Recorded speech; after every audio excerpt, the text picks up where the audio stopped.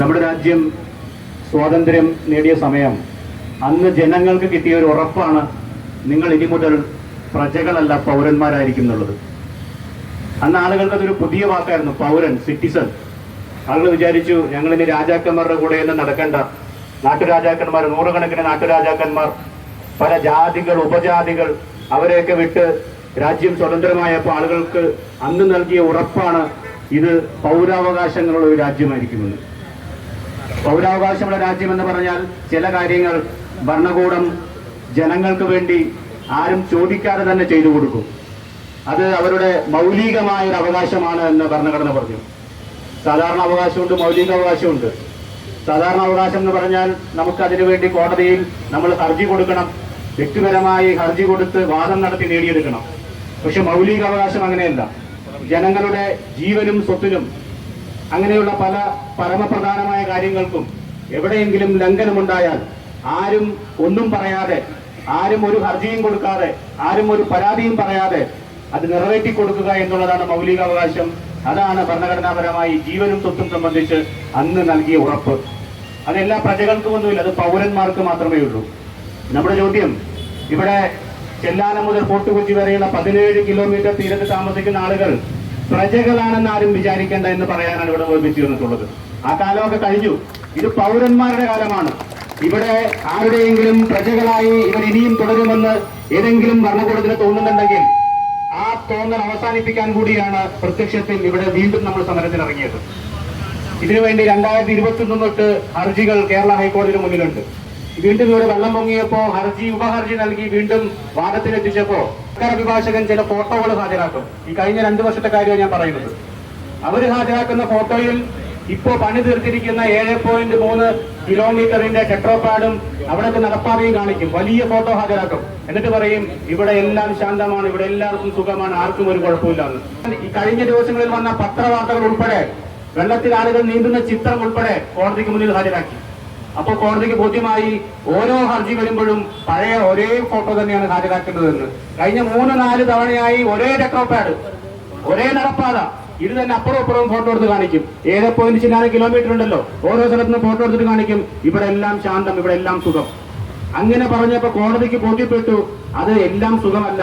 ബാക്കിയുള്ള സ്ഥലത്തെ ആളുകളുടെ ചിത്രം കഴിഞ്ഞ ദിവസം ഞങ്ങൾ സെബാസ്റ്റ്യനുമായിട്ടൊക്കെ അവിടെ പോയി, കുഴുവേലി അച്ഛനൊക്കെ അവിടെ ഉണ്ടായിരുന്നു.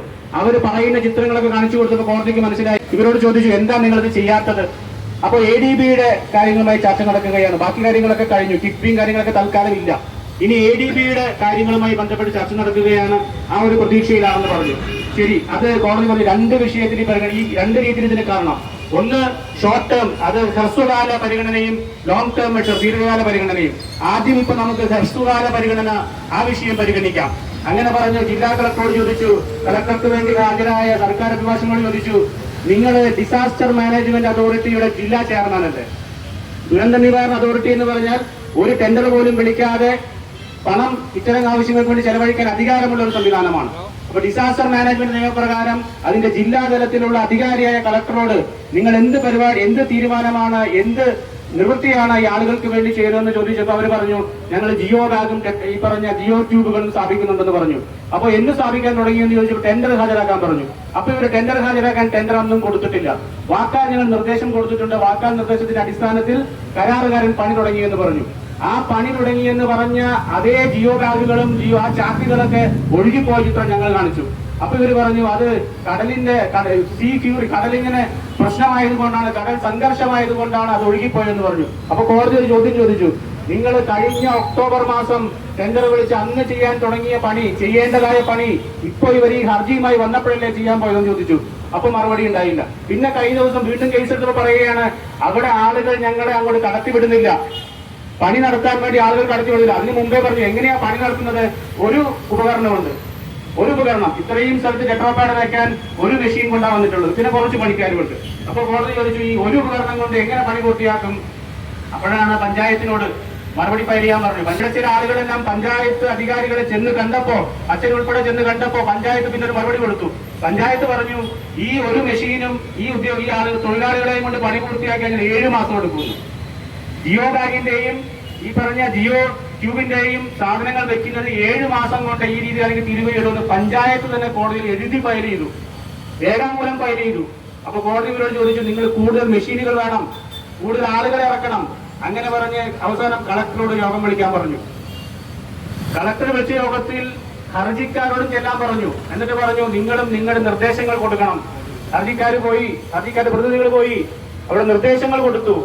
ആ നിർദ്ദേശങ്ങൾ കൊടുത്തപ്പോ അവര് പറഞ്ഞു, നമ്മളവിടെ പറഞ്ഞു, നിങ്ങൾ ഇങ്ങനെ കാര്യങ്ങൾ ചെയ്യുമ്പോൾ അതിൽ പ്രധാനപ്പെട്ട ഒരു കാര്യം, കൊച്ചിൻ പോർട്ട് ട്രസ്റ്റ് ഒരു വർഷം 1,93,00,000 രൂപയ്ക്കാണ് 2020 കാര്യം ഞാൻ പറയാം. അന്നാണ് കേസ് കൊടുത്തപ്പോൾ ഹാജരാക്കിയത്. 2021 കൊടുത്ത കേസിൽ ഹാജരാക്കിയ ടെൻഡർ എമൗണ്ട് 1,93,00,000 രൂപയാണ്. 1,93,00,000 രൂപ ഒരു വർഷത്തെ മണല് അവിടെ നിന്ന് വാരി കടലിൽ കൊണ്ടുപോയി കളയുന്നതിന് വേണ്ടി ഉപയോഗിക്കുകയാണ്.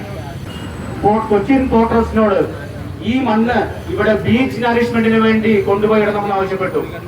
കൊച്ചിൻ പോർട്ട് ട്രസ്റ്റിന്റെ അഭിഭാഷകനോട് കോടതിയുടെ ചീഫ് ജസ്റ്റിസ് ചോദിച്ചു, നിങ്ങൾ ഈ 1,93,00,000 രൂപയ്ക്ക് ഈ മണൽ ഇവിടെ നിന്ന് കടലിൽ കൊണ്ടുപോയി കളയുന്നതിന് പകരം ആ മണൽ ഇവിടെ തീരത്ത് നിക്ഷേപിച്ചുകൂടെ എന്ന് ചോദിച്ചു.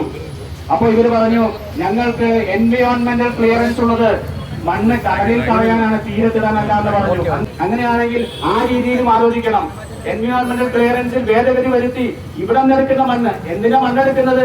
കപ്പൽ പോകാൻ വേണ്ടി, ആഴം കൂട്ടാൻ വേണ്ടി മണ്ണെടുക്കുമ്പോ ആ മണ്ണ് ആരുടെ മണ്ണാണ്?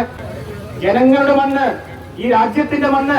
ആ രാജ്യത്തിന്റെ മണ്ണ് അവരുടെ ആവശ്യത്തിന് വേണ്ടി ആഴം കൂട്ടാൻ എടുത്തു. എന്ത് അധികാരത്തിന്റെ പേരിലാണ് നിങ്ങൾക്ക് ഈ മണ്ണിലുള്ളത് എന്ന് നമ്മളവിടെ ചോദിച്ചു.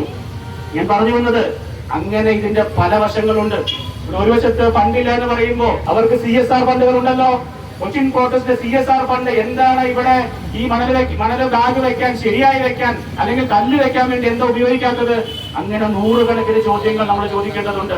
ഇവിടെ ഈ ഹ്രസ്വ പദ്ധതി കഴിഞ്ഞാൽ, ഇതിന്റെ ഇന്റർവ്യൂ മെഷർ കഴിഞ്ഞാൽ കോടതി അടുത്ത ലോങ് ടേം മെഷറിലേക്ക് കിടക്കും. അവിടെ നമുക്ക് ഒന്നേ പറയാനുള്ളൂ, ഈ 17 കിലോമീറ്റർ വരെയുള്ള കാര്യങ്ങൾക്ക് ഒരു അഡ്മിനിസ്ട്രേറ്റീവ് സാങ്ഷൻ അപ്പുറത്ത് ഫിനാൻഷ്യൽ സാങ്ഷൻ, സാമ്പത്തിക അനുമതി ഇതുവരെ സർക്കാരിന്റെ പുറത്ത് ഉണ്ടായിട്ടില്ല. കേന്ദ്ര സർക്കാരിനും ചെയ്യാനുള്ള കാര്യങ്ങൾ. ഇത് രാജ്യാന്തര അതിർത്തിയാണ്. കടലെന്ന് പറയുന്നത് ഒരു രാജ്യത്തിന്റെ അതിർത്തിയാണ്. ആ അതിർത്തി സംരക്ഷിക്കാൻ സംസ്ഥാനത്തിന് മാത്രമല്ല കേന്ദ്രത്തിനും അധികാരമുണ്ട്. അങ്ങനെ നിരവധി വിഷയങ്ങൾ. എന്താണ് ഈ ചെല്ലാനത്തും കണ്ണമാടിയും വിഷയം? ഞങ്ങൾ എന്തെങ്കിലും ചെയ്യാനുണ്ട്? ഒരാൾ ചോദിക്കുക. ഞാൻ പറഞ്ഞു, അത് തീരത്തുള്ള ആളുകളുടെ മാത്രം വിഷയമല്ല. എന്റെ വീട് ആ തീരത്തല്ല.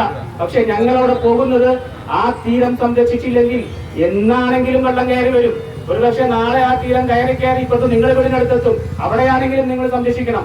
അതുകൊണ്ട് ഈ ആളുകളൊന്നും കടൽ തീരത്ത് പോയി വീട് വെച്ചവരല്ല. അവര് മുമ്പ് വീട് വെച്ചപ്പോ കടൽ കുറെ അപ്പുറത്തായിരുന്നു. ആ കടൽ അവരുടെ അടുത്തെത്തിയതാണ്. അതുകൊണ്ട് ഒരു ചെറിയൊരു സ്ട്രിപ്പ് ഓഫ് ലാൻഡ് ആണ് ഈ പറയുന്ന ചെല്ലാനം. ഒരു വശത്ത് കടലും ഒരു വശത്ത് പുഴയും. ഇതൊക്കെ ആളുകൾ ഇപ്പൊ മനസ്സിലാക്കി വരികയാണ്. ഈ കണ്ണമാലിയിൽ ഇങ്ങനെയാണ് ആളുകൾ ഇപ്പൊ മനസ്സിലാക്കി വരികയാണ്. അങ്ങനെ മനസ്സിലാക്കുമ്പോൾ ഇതിൽ കൂടുതൽ ആളുകൾ നമ്മുടെ പക്ഷം ചേരുമെന്നാണ് എനിക്ക് പറയാനുള്ളത്. ഒരൊറ്റ കാര്യമേ ഉള്ളൂ, ഞങ്ങൾ ആരുടെയും പ്രജകളല്ല. ഞങ്ങൾ ഈ രാജ്യത്തെ പൗരന്മാരാണ്. ഞങ്ങൾക്ക് ഭരണഘടനാപരമായി കിട്ടുന്നത് വരെ നമ്മളിങ്ങനെ നിരന്തരമായി ഉണ്ടാകുമെന്ന് പറയാൻ, അതിനുവേണ്ടി ഒരുമിച്ച് നിൽക്കാൻ എല്ലാവരും ആഹ്വാനം ചെയ്തുകൊണ്ട് എല്ലാവർക്കും അഭിവാദ്യങ്ങൾ നേരുന്നു. നന്ദി.